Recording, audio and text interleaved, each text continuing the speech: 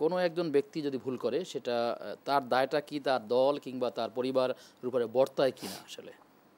ব্যক্তি ভুল করেছে, সেই ভুলের দায়টা তার দলের প্রধান কিংবা তার পরিবারের প্রধানের উপরে কখন বর্তায় বা আদৌ বর্তায় কিনা? একজনের পাপের ভুল, একজনের পাপের শাস্তি আরেকজন বহন করবে না কিনা? সেটা তো শরীয়তের একটা মানদণ্ড রয়েছে, বলা তাজিরু ওয়াজরাতুম ওয়িজরা উখরা, একজন আরেকজনের বোঝা বহন করবে না। লাহা মা কাসাবাত ওয়া লাকুম মা কাসাবতুম, লানা আমালুন ওয়া লাকুম আমালুকুম, যার যেটা সে সেটাই করবে, ঠিক আছে এটা।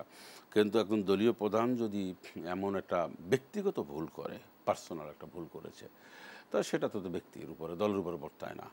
যদি সে এমন বক্তব্য দিতে গিয়ে যদি দলীয় বক্তব্য হয়ে যায়, বক্তব্য ছিল দলের পক্ষ থেকে ভুল করেছে, সেটা তো নিশ্চয়ই দল এটা করবে।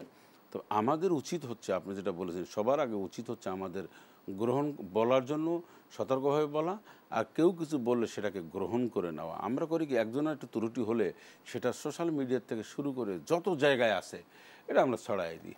আপনার সাথে আমার সাথে একটা ব্যক্তিগতভাবে সমস্যা হয়েছে, হতেই পারে, সেটা আমি সোশ্যাল মিডিয়া কেন সেটি লিখব? ব্যক্তিগতভাবেই সমাধান করাটাই না, শ্রেয়। সোশ্যাল মিডিয়া আমি কেন বলবো? সোশ্যাল মিডিয়া বলার আমার রাইট আছে কিনা, আমার আইনগত দিকের অধিকার আমার আছে কিনা, ধর্ম আমাকে অধিকার দিয়েছে কিনা, আপনি খুব ভালো করে বলেন, আপনি তো একজন আলেম, বলেন। আমি আপনার সাথে আমার সাথে ব্যক্তিগত একটা সমস্যা হতে পারে, সেটি ব্যক্তি পর্যায়ে সমাধান করতে হবে। সেটা আমি সোশ্যাল মিডিয়া আমি কেন তো বলবো? এটা বলার উদ্দেশ্যটা কি আমি বললাম না কিছু। এটা হলো দিয়া জ্ঞান তো আসলে খুব কম, পুওর নলেজের কারণে এটা হয়, গরিবী জ্ঞান।